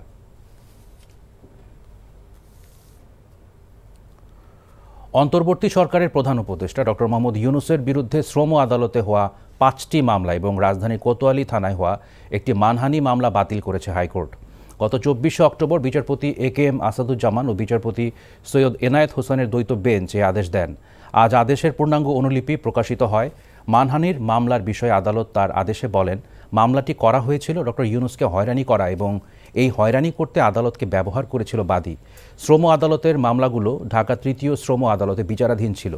এই মামলার ক্ষেত্রেও যথাযথ আইনি প্রক্রিয়া অনুসরণ করা হয়নি বলে আদেশে উল্লেখ করে আদালত। সে কারণেই মামলাগুলো বাতিল করা হয়েছে।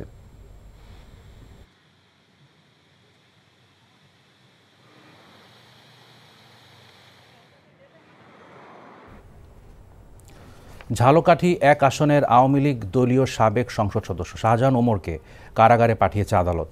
দুপুরে কাঠালিয়ার বাস স্ট্যান্ডে উপজেলা বিএনপির কার্যালয় ভাঙচুর ও অগ্নিসংযোগের ঘটনায় দায়ের করা মামলায় তাকে গ্রেপ্তার করে পুলিশ।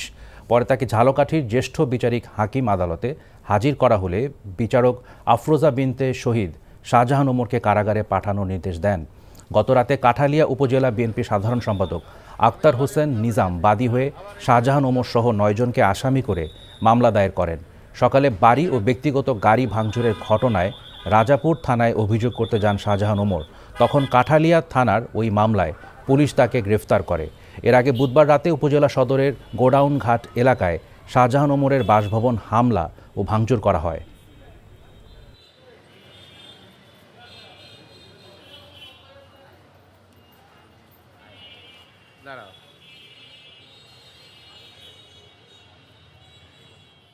থানায় আসলাম, থানায় আসে ইজহার করতে ইন্দ্রা বলে যে কালকে রাত্রে আমার নামে নাকি একটা কাঠালিয়ায় মামলা হয়েছে, এই জন্য they are showing me as soon arrest.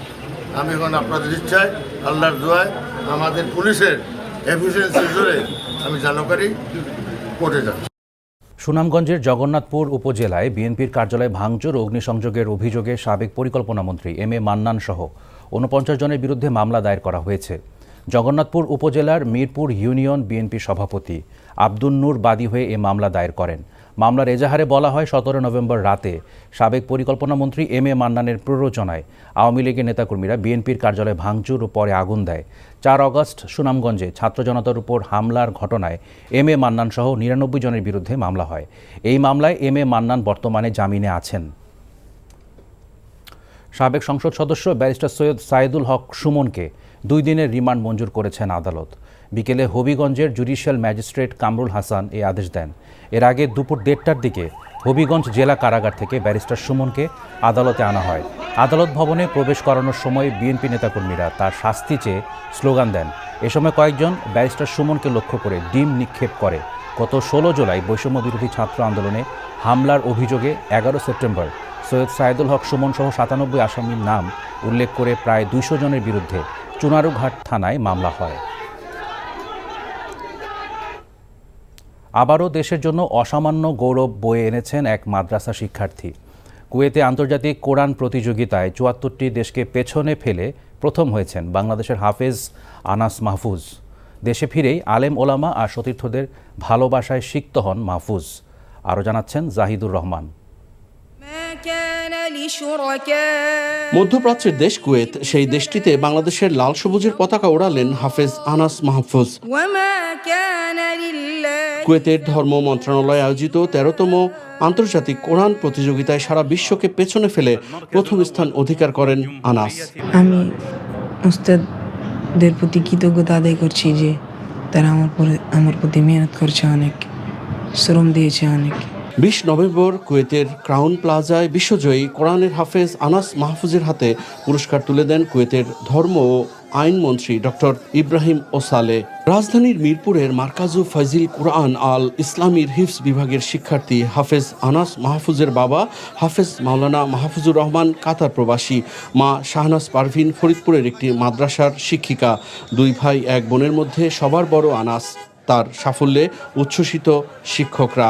সারা পৃথিবীকে পরাজিত করে বাংলাদেশকে সারা পৃথিবীর কাছে সম্মানিত করেছে। এর আগেও আনাস মাহফুজ পিএসপি কোরআনের আলো ছাড়াও বিভিন্ন প্রতিযোগিতায় শীর্ষস্থান অধিকার করেন।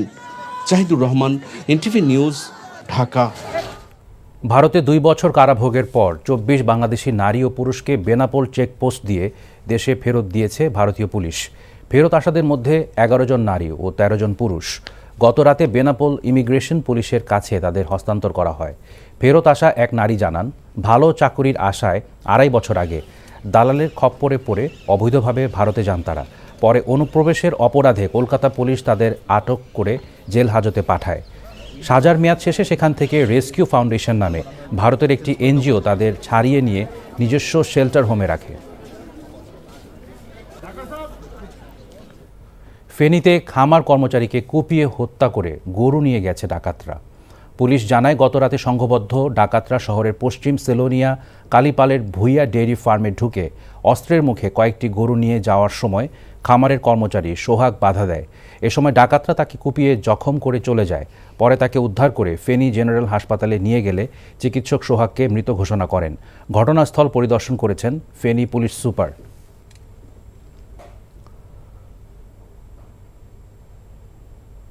রমজানে নিত্য প্রয়োজনীয় পণ্যের সরবরাহে কোনো কৃত্রিম সংকট তৈরি করতে দেওয়া হবে না উল্লেখ করে বাণিজ্য উপদেষ্টা শেখ বশিরউদ্দিন বলেছেন, বাজারে পুরোপুরি স্বস্তি না ফেরা পর্যন্ত সরকারের কঠোর অবস্থান অব্যাহত থাকবে। দুপুরে চট্টগ্রাম সার্কিট হাউসে বাজার পরিস্থিতি, টিসিবির পণ্য বিতরণের সার্বিক কার্যক্রম ও দ্রব্যমূল্য বিষয়ে মত বিনিময়ের সভা শেষে তিনি এসব কথা বলেন। ইতোমধ্যেই রমজানের বিভিন্ন পণ্যের আমদানি শুল্ক কমানো হয়েছে উল্লেখ করে বাজারে স্বস্তি আসবে বলে জানান বাণিজ্য উপদেষ্টা।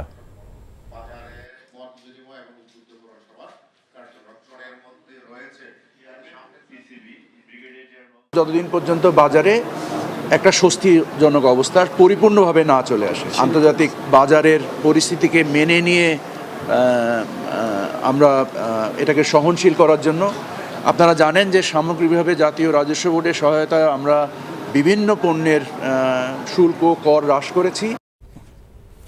3টি আন্তনগর ট্রেনে যাত্রা বিরতির দাবিতে নাটোরের মাধনগর রেল স্টেশন রেলপথে অবস্থান নিয়ে বিক্ষোভ করেছে এলাকাবাসী। দুপুরের দিকে বিভিন্ন শিক্ষা প্রতিষ্ঠানের শিক্ষার্থী ও এলাকাবাসী মাধনগর রেল স্টেশনের প্ল্যাটফর্ম ও রেলপথে অবস্থান নিয়ে বিক্ষোভ করতে থাকে। এ সময় তারা চিলাহাটি থেকে রাজশাহীগামী বরেন্দ্র এক্সপ্রেস, চিলাহাটি থেকে খুলনাগামী রূপসা এক্সপ্রেস ও উত্তরাঞ্চল থেকে ঢাকাগামী বুড়িমারি এক্সপ্রেস ট্রেনের যাত্রা বিরতির দাবি করে। পরে স্টেশন মাস্টার ইমদাদুল হকের মাধ্যমে রেলওয়ের মহাপরিচালকের কাছে একটি স্মারকলিপি দেয় আন্দোলনকারীরা। বেসরকারি প্রাইমারি স্কুলগুলো ভালোভাবে চললেও সরকারি প্রাইমারি স্কুলগুলোর অবস্থা বেশ একটা ভালো না বলে মন্তব্য করেছেন প্রাথমিক ও গণশিক্ষা উপদেষ্টা অধ্যাপক ডক্টর বিধান রঞ্জন রায় পোদ্দার। সকালে টাঙ্গাইলের সরকারি মডেল প্রাইমারি প্রাথমিক বিদ্যালয় পরিদর্শন শেষে তিনি কথা বলেন। উপদেষ্টা আরও বলেন, করোনাকালীন সময় সরকারি স্কুলগুলো বন্ধ থাকলেও বেসরকারি স্কুলগুলো খোলা ছিল। এতে সরকারি প্রাইমারি স্কুলের অনেক শিশু শিক্ষার্থী ঝরে পড়ে। এই বিষয়গুলো খতিয়ে দেখে প্রয়োজনীয় ব্যবস্থা নেওয়ার আশ্বাস দেন তিনি। জেলা প্রশাসক শরীফা হক এ সময় উপস্থিত ছিলেন। বৈষম্য বিরোধী ছাত্র আন্দোলনের ঘোষিত 3 দফা দাবিতে দিনাজপুরে আদালত ঘেরাও কর্মসূচি পালিত হয়েছে। সকালে দিনাজপুর জেলা জজ ও চিফ জুডিশিয়াল ম্যাজিস্ট্রেট আদালতের সামনে বিক্ষোভ করে বৈষম্য বিরোধী ছাত্র আন্দোলন ও দিনাজপুর সচেতনবাসী। এ সময় তারা ফ্যাসিস্ট আওয়ামী লীগের সন্ত্রাসী নেতাকর্মীদের জামিন দেওয়ার প্রতিবাদে বিভিন্ন স্লোগান দেন।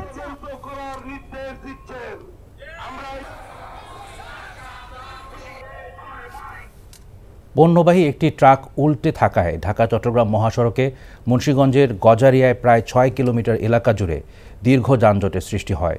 হাইওয়ে পুলিশ জানায়, সকালে গজারিয়া উপজেলার মেঘনা সেতুর উপরে একটি পণ্যবাহী ট্রাক উল্টে যায়। এতে মহাসড়কটির গজারিয়া অংশের 6 কিলোমিটার এলাকা জুড়ে যানজট দেখা দেয়।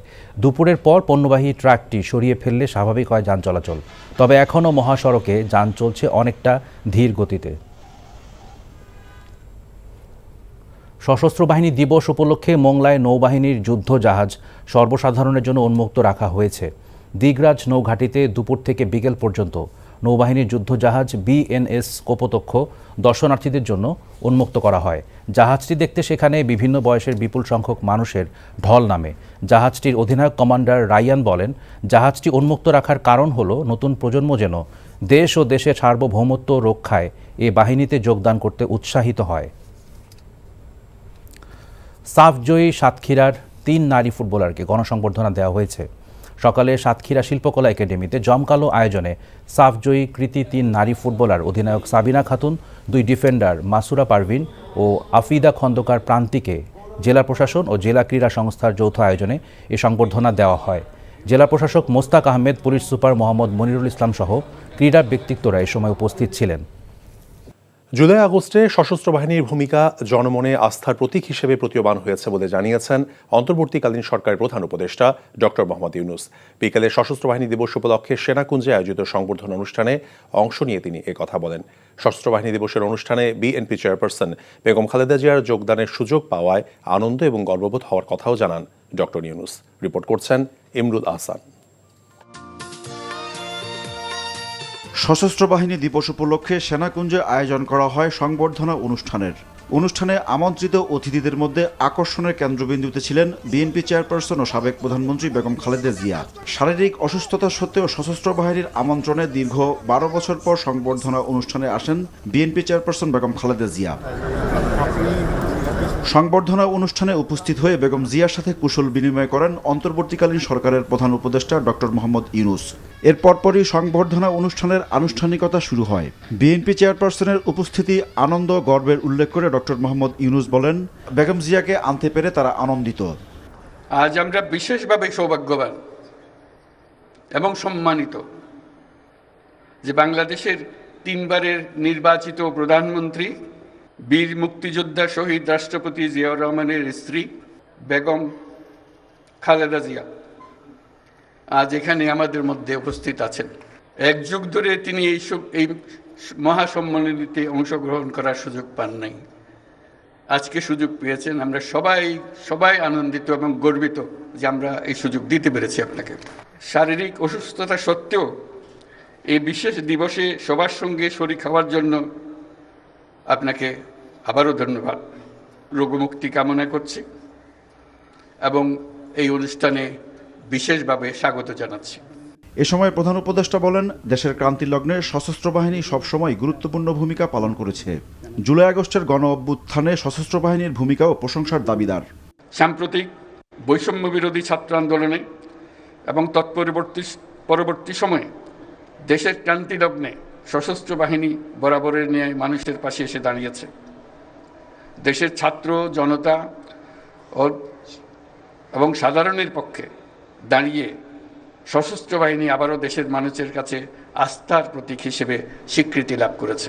আমাদের প্রত্যাশা, গণতান্ত্রিক ও নিয়মতান্ত্রিক নেতৃত্বের প্রতি অনুগত ও শ্রদ্ধাশীল থেকে পেশাগত দক্ষতা ও দেশপ্রেমের সমন্বয়ে সশস্ত্র বাহিনী দেশ সেবায় সবসময় তৎপর থাকবে। আমি গভীর শ্রদ্ধা জানাচ্ছি জুলাই আগস্ট মাসে ছাত্র জনতার অভ্যুত্থানে নিহত ও আহত সকলের প্রতি, যাদের দুঃসাহসিক আত্মত্যাগ ও সাহস দেশ পুনর্গঠনের জন্য একটা নতুন সুযোগ সৃষ্টি করেছে। তাদের এই আত্মত্যাগ জাতি চিরদিন শ্রদ্ধাভরে স্মরণ করবে। পরে আমন্ত্রিত অতিথিদের সাথে কুশল বিনিময় করেন প্রধান উপদেষ্টা ডক্টর মোহাম্মদ ইউনূস। সেনাকুঞ্জের খোলা আকাশের মাঠে ঘুরে ঘুরে সবার সাথে হাত মিলিয়ে কথা বলেন তিনি। কুশল বিনিময় করেন সাবেক প্রধানমন্ত্রী বেগম খালেদা জিয়ার সাথে। পাশাপাশি সোফায় বসেন ডক্টর ইউনূস এবং বেগম খালেদা জিয়া। দুজনে ছিলেন হাস্যোজ্জ্বল, কথা বলেন বেশ কিছুক্ষণ। সেনাকুঞ্জের এই অনুষ্ঠানের মধ্য দিয়ে 6.5 বছর পর প্রথম কোনো প্রকাশ্য কর্মসূচিতে অংশগ্রহণ করলেন বেগম খালেদা জিয়া। Imrul Ahsan, NTV news, Dhaka. এর আগে সশস্ত্র বাহিনী দিবস উপলক্ষে শিখা অনির্বাণে পুষ্পস্তবক অর্পণ করেন রাষ্ট্রপতি মোহাম্মদ শাহাবুদ্দিন। প্রধান উপদেষ্টা এবং 3 বাহিনীর প্রধানগণও শ্রদ্ধা জ্ঞাপন করেন। ঢাকা সেনানিবাসে উপস্থিত শিখা অনির্বাণে মুক্তিযুদ্ধের শহীদদের প্রতি ফুল দিয়ে শ্রদ্ধা জানান রাষ্ট্রপতি মোহাম্মদ শাহাবুদ্দিন। রাষ্ট্রপতির শ্রদ্ধা নিবেদন শেষে শিখা অনির্বাণে শ্রদ্ধার্ঘ্য অর্পণ করেন অন্তর্বর্তীকালীন সরকারের প্রধান উপদেষ্টা অধ্যাপক ডক্টর মোহাম্মদ ইউনূস। 3 বাহিনীর পক্ষ থেকে সেনা, নৌ ও বিমান বাহিনীর প্রধানগণ ৭১ শহীদ সশস্ত্র বাহিনীর 20 সদস্যদের প্রতি শ্রদ্ধা জানান। পরে খেতাবপ্রাপ্ত বীর মুক্তিযোদ্ধাদের সম্মানে আয়োজিত সংবর্ধনায় যোগ দেন প্রধান উপদেষ্টা। তিনি বলেন, বৈষম্যহীন দেশ গড়তে বীর মুক্তিযোদ্ধা এবং ছাত্র জনতার আত্মত্যাগকে সামনে রেখে এগিয়ে যেতে হবে।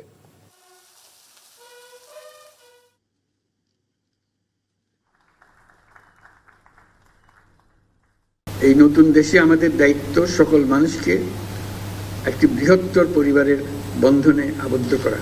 পরিবারে মতভেদ থাকবে, বাকবিতণ্ডা হবে, আমরা কেউ কারো শত্রু হব না, কাউকে তার মতের জন্য শত্রু মনে করব না, কাউকে ধর্মের কারণে শত্রু মনে করব না, আমরা সবাই সমান। প্রধান নির্বাচন কমিশনার সিইসি হিসেবে নিয়োগ পেয়েছেন অবসরপ্রাপ্ত সচিব AMM নাসির উদ্দিন। নির্বাচন কমিশনার হিসেবে নিয়োগ পেয়েছেন অবসরপ্রাপ্ত অতিরিক্ত সচিব আনোয়ারুল ইসলাম সরকার, অবসরপ্রাপ্ত জেলা ও দায়রা জজ আব্দুর রহমানুল মাসুদ, অবসরপ্রাপ্ত যুগ্ম সচিব তাহমিদা আহমদ এবং অবসরপ্রাপ্ত ব্রিগেডিয়ার জেনারেল আবুল ফজল মোহাম্মদ সানাউল্লাহ।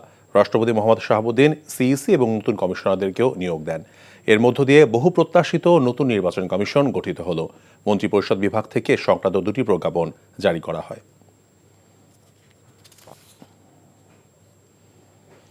একটি অবাধ, সুষ্ঠু, গ্রহণযোগ্য এবং স্বচ্ছ নির্বাচনের মাধ্যমে উদাহরণ তৈরি করতে চান নতুন নির্বাচন কমিশনার AMM নাসির উদ্দিন।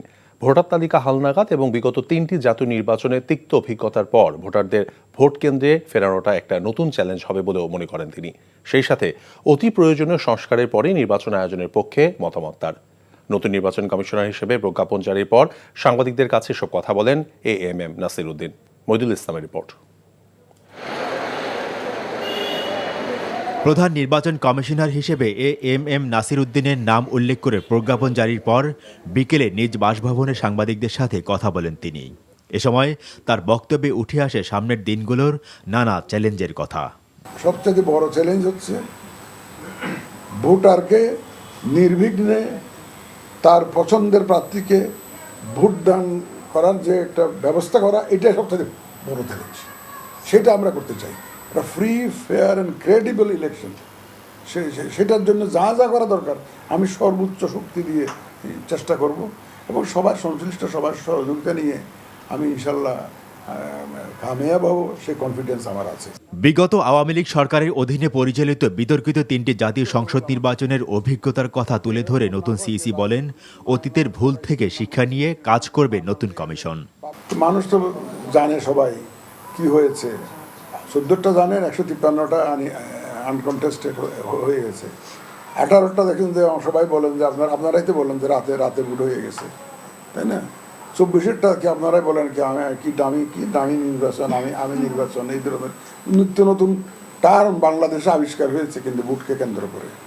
তো এই জিনিস I don't want to make the election system a farce.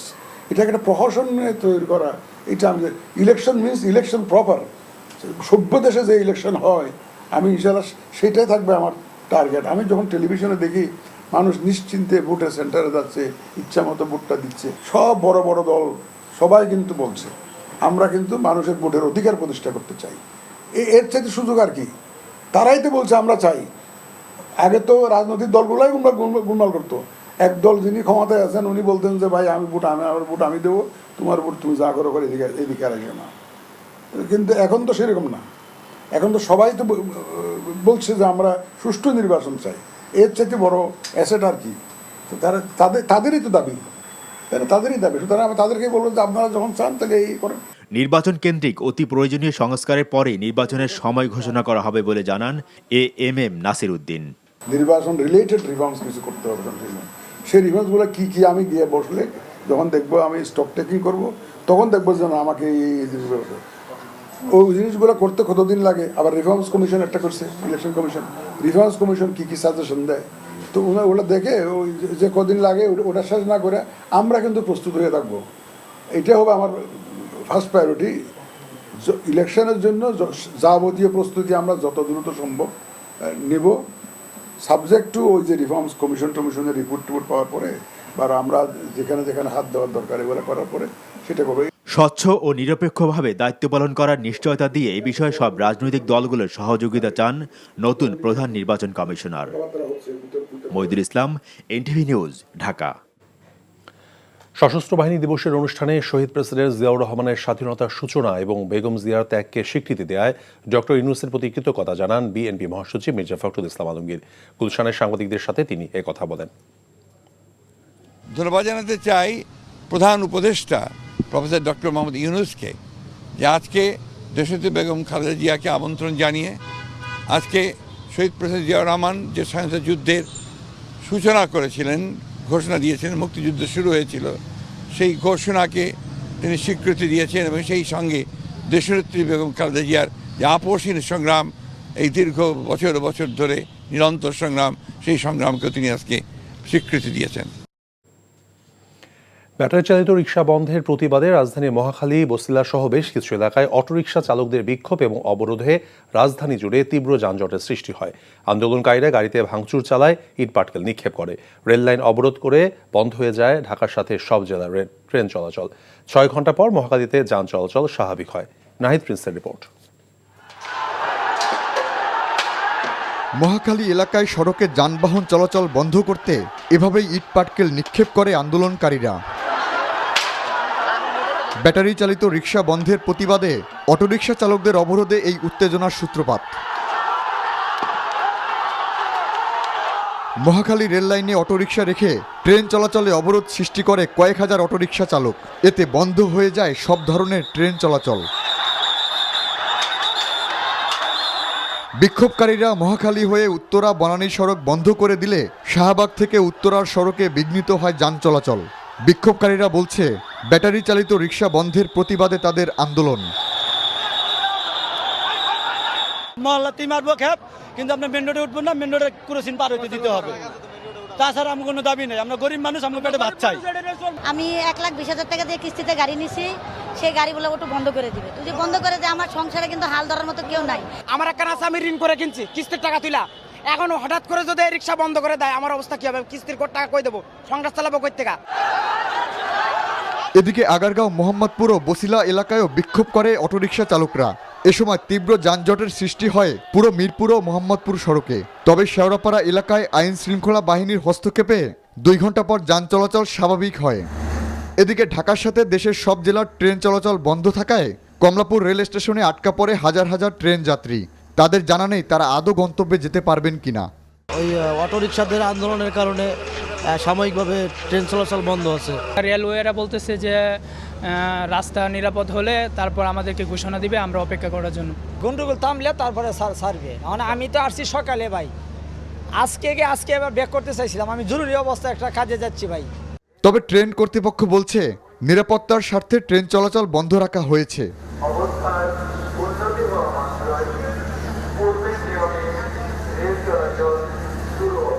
Nahid Prince, NTV news, Dhaka. সাবেক প্রধানমন্ত্রী শেখ হাসিনাকে দেশে ফেরানো নিয়ে ভারতের সাথে এফওসি বৈঠক আলোচনার সুযোগ থাকবে বলে জানিয়েছেন পররাষ্ট্র মন্ত্রণালয়ের মুখপাত্র মোহাম্মদ তৌফিক হাসান। বৃহস্পতিবার পররাষ্ট্র মন্ত্রণালয়ের সাপ্তাহিক মিডিয়া ব্রিফিংয়ে এক প্রশ্নের জবাবে তিনি কথা বলেন। তৌফিক হাসান বলেন, বুধবার পররাষ্ট্র মন্ত্রণালয়ের সংক্রান্ত একটি আন্তঃমন্ত্রণালয় বৈঠক হয়েছে। ডিসেম্বরে বাংলাদেশ ও ভারতের মধ্যে ফরেন অফিস কনসালটেশন এফওসি বৈঠক অনুষ্ঠিত হওয়ার কথা রয়েছে। বৈঠকে শেখ হাসিনাকে দেশে ফেরানো নিয়ে আলোচনার সুযোগ থাকবে। সর্বোচ্চ পর্যায় থেকে নির্দেশ পেলে সে অনুযায়ী কাজ করবে পররাষ্ট্র মন্ত্রণালয়।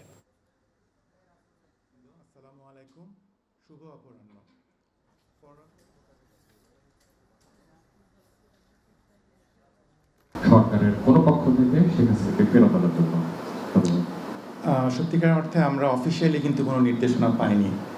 আমরাও যা দেখছি যে পত্রিকার মাধ্যমে, যেমন যে ইন্টারপোলের মাধ্যমে যোগাযোগ করা হয়েছে, বা সেরকম তো আলাদা একটা সেক্টর আছে, বাট সরকারিভাবে যেহেতু এটা আসলে পররাষ্ট্র সম্পর্কিত বিষয়, কারণ যেহেতু উনি বিদেশে আছেন, এটা আসলে পররাষ্ট্র মন্ত্রণালয়ের মাধ্যমে যাওয়াটাই শ্রেয়। বাট অফিসিয়ালি কিন্তু আমরা এখনো পাইনি। পাওয়া মাত্রই কিন্তু আমরা যথাযথ পদক্ষেপ নিতে পারি এক্ষেত্রে। ঝালকাঠি 1 আসনের আওয়ামী লীগ দলীয় সাবেক সংসদ সদস্য শাহজাহান ওমরকে কারাগারে পাঠিয়েছেন আদালত। দুপুরে কাঠালিয়ার বাস স্ট্যান্ডে উপজেলা বিএনপি কার্যালয়ে ভাঙচুর এবং অগ্নিসংযোগের ঘটনায় দায়ের করা মামলায় তাকে গ্রেফতার করে পুলিশ। পরে তাকে ঝালকাঠি জ্যেষ্ঠ বিচারিক হাকিম আদালতে হাজির করা হলে বিচারক আফরোজা বিনতে শাহিদ শাহজাহান ওমরকে কারাগারে পাঠানোর নির্দেশ দেন। গতরাতে কাঠালিয়া উপজেলা বিএনপির সাধারণ সম্পাদক আক্তার হোসেন নিজাম বাদী হয়ে শাহজাহান ওমর সহ 9 জনকে আসামি করে মামলা দায়ের করেন। সকালে বাড়ি এবং ব্যক্তিগত গাড়ি ভাঙচুরের ঘটনায় রাজাপুর থানায় অভিযোগ করতে যান শাহজাহান ওমর। তখন কাঠালিয়া থানার ওই মামলায় পুলিশ তাকে গ্রেফতার করে। এর আগে বুধবার রাতে উপজেলা সদরের গোডাউন ঘাট এলাকায় শাহজাহান ওমরের বাসভবনে হামলা এবং ভাঙচুর করা হয়। ছাত্র জনতার আন্দোলনে নিহতদের পরিবারকে দিয়ে একটি মহল উদ্দেশ্যমূলকভাবে মামলা দিচ্ছে বলে মন্তব্য করেছেন জুলাই শহীদ স্মৃতি ফাউন্ডেশনের সাধারণ সম্পাদক সার্জিস আলম। রাজধানী বিএসএল ভবনের সামনে ছাত্র জনতার আন্দোলনে আহতদের চিকিৎসা পুনর্বাসনের রোডম্যাপ নিয়ে সংবাদ সম্মেলনে তিনি মন্তব্য করেন। এ সময় সার্জিস আলম আহ্বান জানান কারো মাধ্যমে প্রভাবিত না হয়ে মামলা না করার জন্য। আহতদের আইডি কার্ড দেওয়া হবে উল্লেখ করে তিনি জানান শহীদ ও আহতদের তালিকা যাচাই করে 31 ডিসেম্বরের মধ্যে প্রকাশ করা হবে। আহতদের 3 লাখ টাকা সহায়তা সহ প্রয়োজনে চিকিৎসার জন্য বিদেশে নেওয়া হবে বলেও জানানো হয়।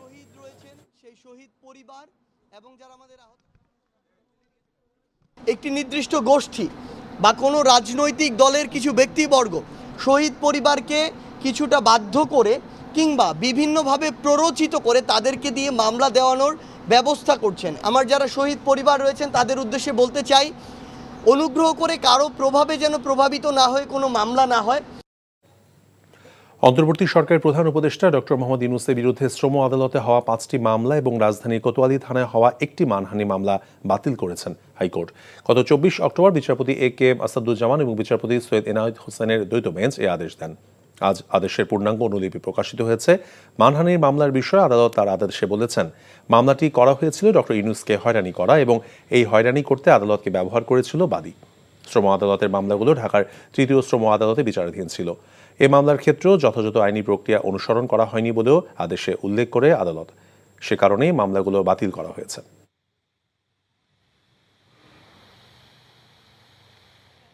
এই প্রত্যেকটা মামলায় কিন্তু আমি রুল এবং স্থগিতাদেশ 5 আগস্টের আগে পেয়েছি। সুতরাং মামলাগুলোর মেরিট না থাকলে পরে সে সময় হাইকোর্ট বিভাগ রুল বা স্থগিতাদেশ দিত না। দেখেন, মামলাগুলো শুনানি অন্তে হাইকোর্ট বিভাগের একটা ডিভিশন বেঞ্চ পাশ করেছে।